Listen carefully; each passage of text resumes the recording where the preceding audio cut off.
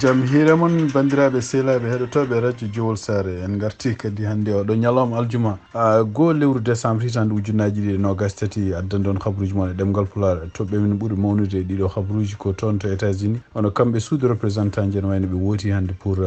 segde walla ittude oɗo e place mum no biyeteɗo Santos hannde toon to habaruji men toon to États-Unis Donald Trump enen wayno won juge goto yamiri wonde komo wawi portede plainte surtout e gueɗe bannoɗe e 6 janvier hitande ujunnaji ɗiɗi e nogas goo habaruji men international ko toon to e Palestine ene wayno ko kam Israël ɓe puɗɗitima kadi bombardement ji toon to Gaza ɗum noon ko caggal nde nanodiral wasi dañede hannde subaka 7 heures subaka toon habaruji men international manaw en toon to Irak ene wayno ko kanko gardiɗo affaire étrangére mo États-Unis o ñaaguima hono leydi Irak yo protège yimɓe militaire gon toon on laabi kewɗi ko kamɓe militaire américain ji ɓe janama am noon koye nokkuji gonɗi toon to Irak e Syrie habaruji men international kadi manaw en toon to Tunisie caggal muɗum ma en jaa toon to toon to Mauritanie nanggugol ɓeɗo yimɓe ƴewannoɓe wattude cuuɗi ittude men wattude men ko wiyete chrétien ji ma en jaa toon to Guinée Bissau e caggal mum cakkitorɗen toon to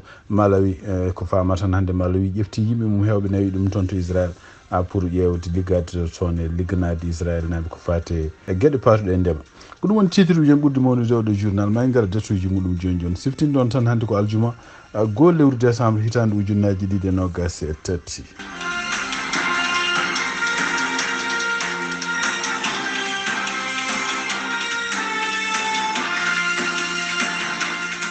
bandiraɓe sehlaɓe heɗotoɓe radio Jowol Sare jaam hiire moon mbiɗen ni ko aljuma gonɗen hannde ko goo lewru décembre hitande ujunnaji ɗiɗi e nogas tati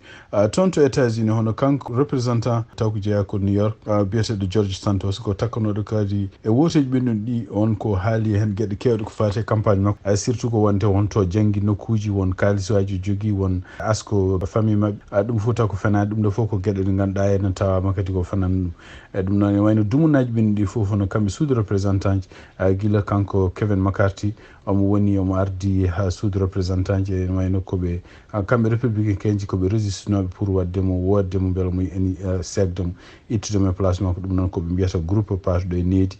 toon to suudu député ji kono noon ene wayno ko fama hannde hono kamɓe représentant ji ɓe mbawi rendu toon wodde pour ittudemo kanko oɗo ene George Santos ɗum noon wotoɗe ene wayno waɗi ko 310 neɗɗo jaaɓi yo sek contre temedere yimɓe 14 ko ɓuuri hen e hewde ɓe temedere yimɓe 14 ko yimɓe républicain ji on kanko Mike Johnson noon ene wayno ko welanoko no fewi présentant jeeyaɗo toon to New York ittudemo ɗum noon ene wayno ko kulol wonandeɓe ono kamɓe kadi hoto ɓeydade famɗude ɓuureki toon to sud représentant ji ɗum noon ene wayno ko kanko gouverneur mo New York on ko fewnitade ƴewde ko fate woteji spécial pour lomtinde oɗo en George Santos jaaro duuɓi 55 e kadi ko jeeyaɗo toon to New York ɗum noon en wayno ko affaire makko gasi hannde kanko ittama e sud représentant tribunal e toon to Washington yamiri wonnon hono kanko ko ancien président Donald Trump omo wawi portede plainte ɗum noon ko sibabu no bonanneji bannoɗi e nder haare wannode toon to congrès ñande 6 janvier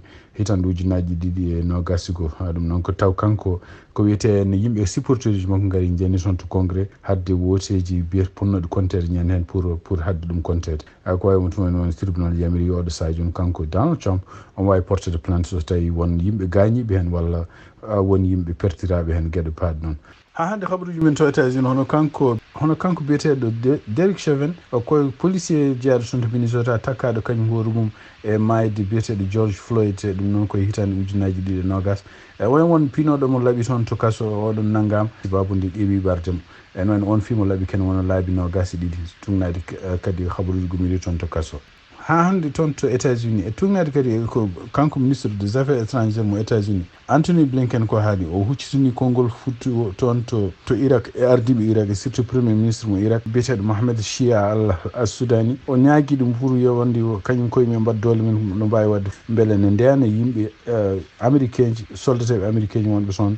toon to Irak dumunaji ɓen ɗi ene kene ɓuura laabi 40 hono kamɓe soldateɓe américain ji ene wayno ɓe janama toon surtout toon to Irak e toon kadi to Syrie ko tuma tan ene wayno yanɓe mabɓe ko yimɓe ɓe ganduɗa dadiɓe taw ko Iran kañum hoore mum ne supporte ɗumen kabaruji e ɗemgal Pulaar e radio Jowol Sare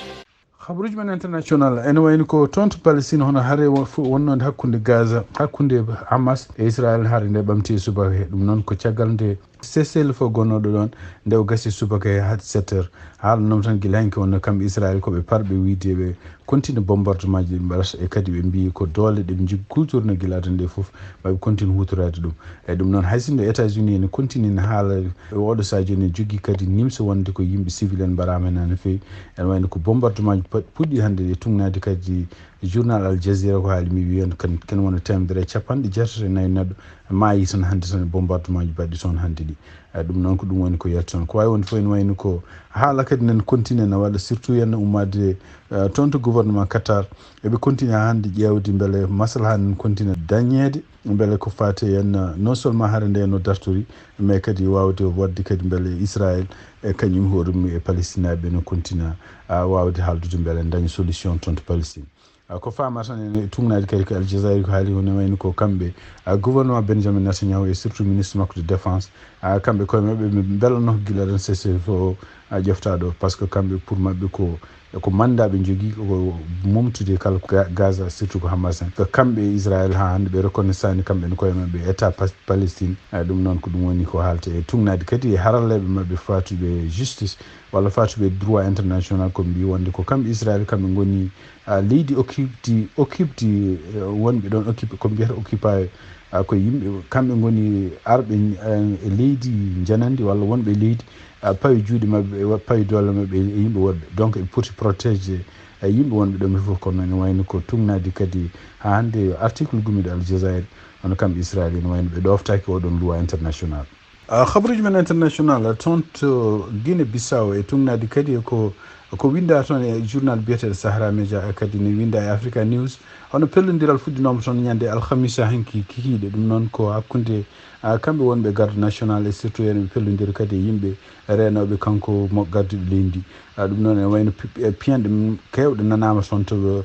capital mabɓe toon to guine bissaw e kono ene wayno ko tugui jaam hanki ha faade subaka hande no kamɓe yimɓe militaire uji laamu ɗi ene wayno kadi surtout e garde présidentiel ɓe mbawi heptude contrôle leydi ndi fof e surtout e wuuro ngo to ɓe goni to ko wawi wonde fof e tugnade kadi haalluji gomiɗo toon hono gardunoɗo nguɗo laaw kañum woni commandant garde national biyeteɗo colonel victor thiungu kanko hoore makko ene wayno nanggama ɗum noon ko tugnade e agence france presse ko haali ko wawi wonde fof ene wayno oɗo saaha joni deejere waɗi toon to guine bissaw siftinde ɗon tan e tugnade kadi article ko haali wi konde koye lurodiral manggal nene hakkude mabɓe kamɓe militaire uji wonɓe toon e kamɓe kadi ardiɓe leydi ndi ɗum noon ko ɗum woni addi pellodiral ngal tugui hanki alhamisa ha fayi subaka hande aljuma hande habaruji men international toon to tunisie kene woni yimɓe sappo taw ko yimɓe ɓe ganduɗa dadiɓe ene ɓe mbiyete ɓe wat boniyankoɓe naggama toon ɓe nagga ko banggue worgo leydi ndi ɓeɗon yimɓe noon ɓe mbi wonde ko ɓeɗon ko joguinoɓe coopération wadde gueɗe bonɗe toon to leydi tunisie ko ɓuuri hewde mabɓe ko yimɓe yilotonoɓe sibabude bonandeji mbaɗi ko ɓenni ɗum noon kadi ko yimɓe takkaɓe ko wiyeteɓe ko terroriste en taw ko laamu tunisie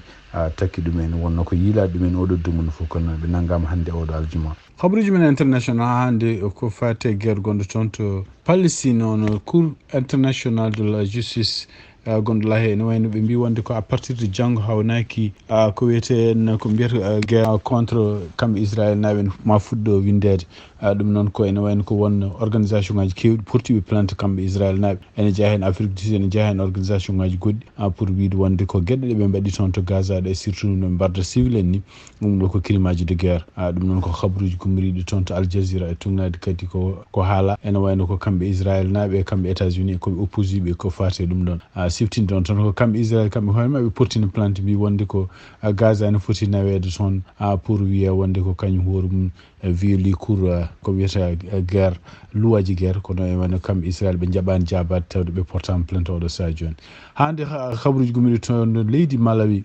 tugnade kadi habaruji gumriɗi toon taw windi ɗum kadi ko al jazeera ɓe mbi wonde ko malawi neldi ken wona 120 neɗɗo toon to israël ɗum noon ko yimɓe ɓe neldi toon pour meɗen jaa liggoyade guesse gonno toon ɗum noon ɗeɗon guesse ko ɓuuri hen hewde hen ko palestinaɓe gonno hen walla ko yimɓe kamɓe ganduɗa hen oɗo saha joni ko kaɗa yetta ɗeɗon guesse ɗum noon ko hunde o sa joni kamɓe Malawi leydi kadi Afrique naaɓe kadi ko leydi ko ɓuuri hen hewde julɓe nana feele wiyede wonde kene nelde yimɓe muɗum hen to nokku mo ganduɗa henna ko guerre woni toon anda ko noon ɗum ɗon ko ngoɗon tenko sibabude est ce que ko yidde kalis walla ko yidde kañum hoore buma jeeyede guerre baɗɗeteɗo toon to Israël ko wawi wonde fof ene wayno ko ministre Malawi naaɓe toppitiɗo ko fate ligguey wi wonde ko ɗum woni koɓe pewji ɗum noon ko nanodiral gongal hakkude mabɓe kamɓe Israël e kamɓe Malawi siñinagal ñande 25 lewru novembre hitande ujunnaji ɗiɗi e nogas tawi nation cekkitoɗen ko toon to Mauritanie tumnadi kadi ha handi el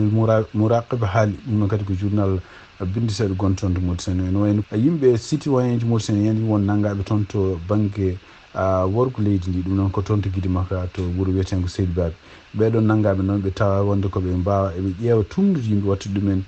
chrétien ji e walla ittude ɗumen nattinde ɗumen wonde julɓe ene jeeya yimɓe nangaɓe hen goto biyeteɗo Moussa ko be kanko hoore makko liggotono koye radio Trarza kadi o wayno ko ceekanoɗo guila hitande ujunnaji ɗiɗi sappo e jeeɗiɗi taw sengnoma oɗon saaha ko gonnoɗo directeur ngoɗon radio wi wonde ko kanko hoore makko ene wayno ko neɗɗo biɗo mo gonɗinani islam e kadi noddowo ko fate en mawninde diine chrétien ji e ɗum ɗon kadi e ƴettade kadi islam ɗum waɗi o seeka oɗon saaha ɗum noon ene wayno ko tugui nden kanko hoore makko ko tumaɗo walla diine chrétien ji en mawnude toon to Mauritanie vidéo ji jaltuɗi ɗeɗo balɗe kanko hoore makko yiyama hen omo woni e ɗiɗon vidéo ji kadi mo tumna yimɓe wadɓe watta ɗumen chrétien justice Mauritanie waɗe makko jungo oɗo saaha joni ɗum woni kadi habaruji gomiri toon to el Mouraqib ko journal bindiseɗo gon toon to Mauritanie